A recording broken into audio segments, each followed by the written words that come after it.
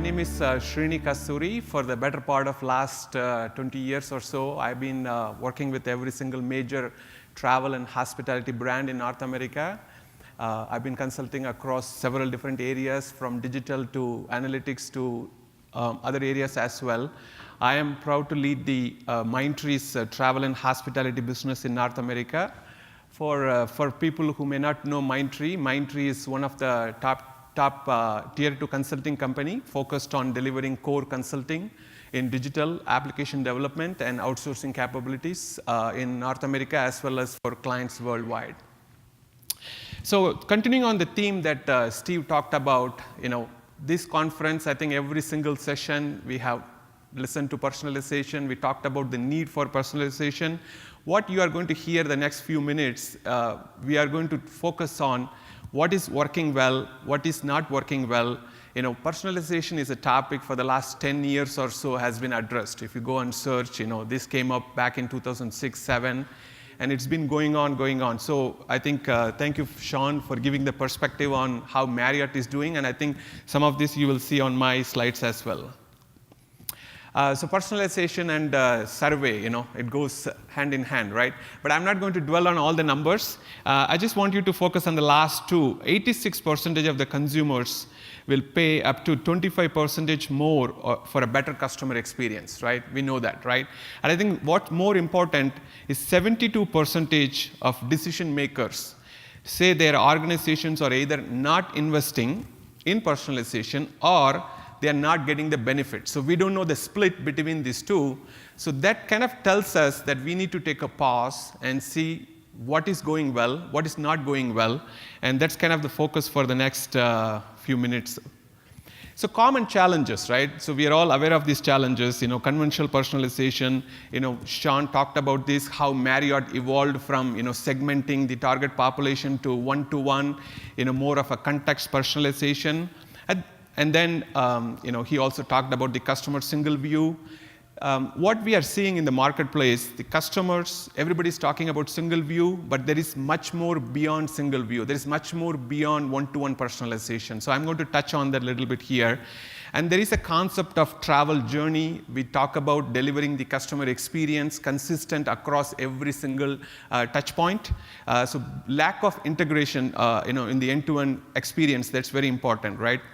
And before I go on to my next slide, sometimes we think personalization is all about selling, right? Sell, right? I think there is a nuance to it. I think that's very important. So I would like to draw upon a quote of one of our founders, Subrato Bakshi. For someone who may not know, I think you should all read this book. It's a very good book. So his view is selling is not a pushy, winner-take-all masculine act. It's an empathy-led, process-driven, and knowledge-intensive discipline. Because in the end, people buy from people. So personalization is a very similar concept. It's an empathy-led. We need to see where the customers are, what are they looking at, what is the context, what they really need from us. And we need to have a process end-to-end in the organization. And it's a knowledge-intensive. It's not about, I got all the customers in all the segments, and I'm going to now giving them offers. So it's much more beyond, and there is a lot of nuance to it.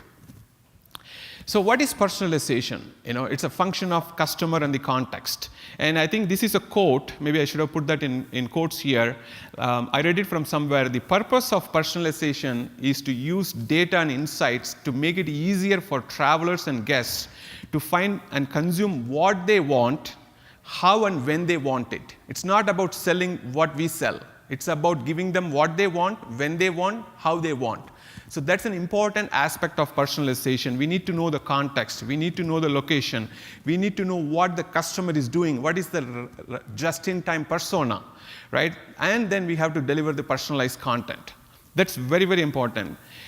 So here, I'm going to see the next few slides. I'm going to drive on this theme of the 4 themes that you see. We all know customers don't just take segments. They travel. They travel from A to B to C, right? So there is an experience that we all want to deliver. Everybody talks about delivering that end-to-end customer experience across the entire travel journey. We talk about how we need to understand their preferences during travel planning, pre-travel, during travel, post-travel, right?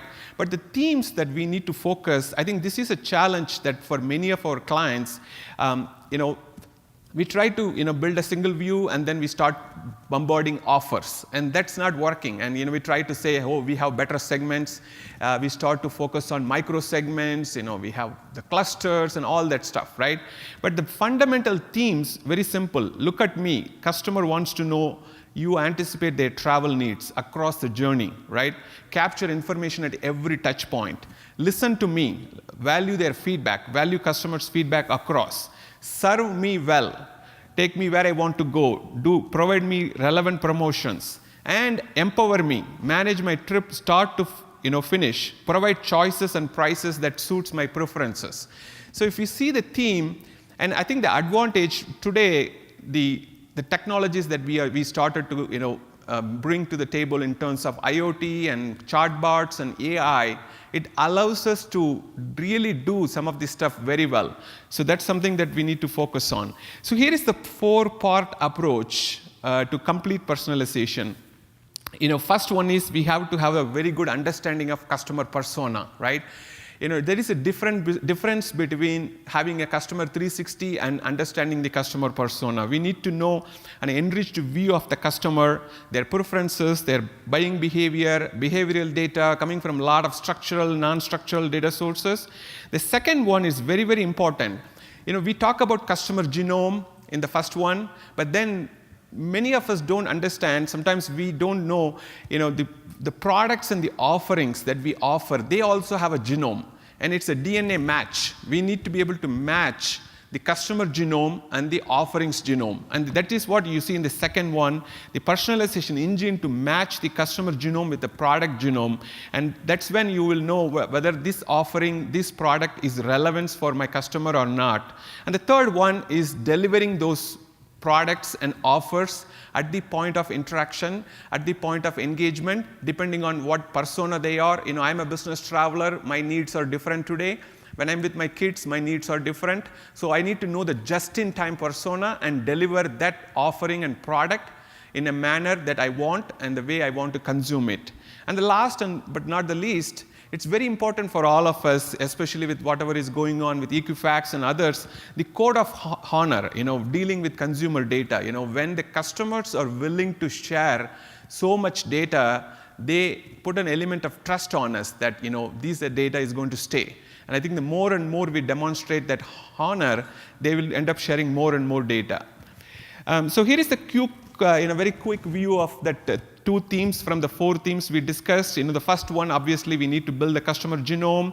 We need to leverage every single aspect of the data that is available with the advances in the big data and cloud and other ways. We are able to understand the customer foundation in a much, much better and granular way than how we did in the past. And on the right side, you see how we have to engage with the customer, whether it is via digital, whether it is chatbots, whether it is other means. We need to be able to engage. But in the middle, that's very important aspect of marrying the customer genome and the product genome and understanding what the customer want, when they want, how they want. And that is what we call systems of insight. And that's very important, with the help of some of these cognitive analytics and with the help of other things that are going on. I will touch on the next couple slides. So this is how the process goes, and I think we are very familiar with it. Sometimes it's that in the flow of how we implement things, some of this stuff is all left out. And here is an important aspect of one of the theme. One of the theme was listen to me. Listen to me, as in the customer says. And it's not about what the customer says about himself or herself on the social media. It's also about what the customer wants and how they react to your offers. So there is a cognitive aspect. There is a machine learning aspect that we need to incorporate. And this is gathering a lot of momentum now because the technologies have matured now. So we are able to do in much better manner. So the first 3 are very similar. Construct a unified view, predict models, all those things. What I want you to focus on is the last one, cognitive machine learning engine that continuously learns from customers, their responses, and continue to fine-tune their models. So if I am given an offer and if I don't respond well to that offer, my model should learn that. And that's an aspect now clients have realized and they started to incorporate. This is one change that we need to do in order to be able to make our personalization much, much better than how we do it today. And this one is, again, very, very important, the human touch. I think this was discussed earlier on in this conference. I want to quote this survey from Accenture. 77% of the US customers prefer dealing with human beings for advice. 45% of the customers are willing to pay more for better customer service. The human touch, I cannot emphasize more on the human touch. We can deliver all the digital exuberance, but if we don't have the human touch, we will miss it out. The human touch doesn't have to be that always there is somebody pampering around. We need to also empower our associates and front desk agents with tools such as cognitive customer persona dashboards. So you can deliver these insights to your front desk agents, check-in agents, and others. So when somebody checks in, they know who this customer is, so they can provide a better personalization with a human touch. And that's an important aspect we didn't have before. So we need to provide the tools for our associates to be able to do a better job of customizing. So this kind of takes care of the other two themes that I was talking about. And this also has to be very consistent. If I deliver a better experience on mobile app, and if my agent doesn't know who the customer is when they walk into the check-in desk, then that's a problem, right? So while giving the human touch, we also have to equip them so that they are providing the consistent experience across. So last not but least, the road to complete personalization. It's again a compilation of what I have gone through. We need to use real-time data and use all the analytics capabilities, including some of the cognitive capabilities, to get a full customer understanding. That's basic 101, right? And we have to anticipate the customer needs rather than reacting to them. We have to move away from sending offers and messages to conversations. And this is where the machine learning comes into play, right?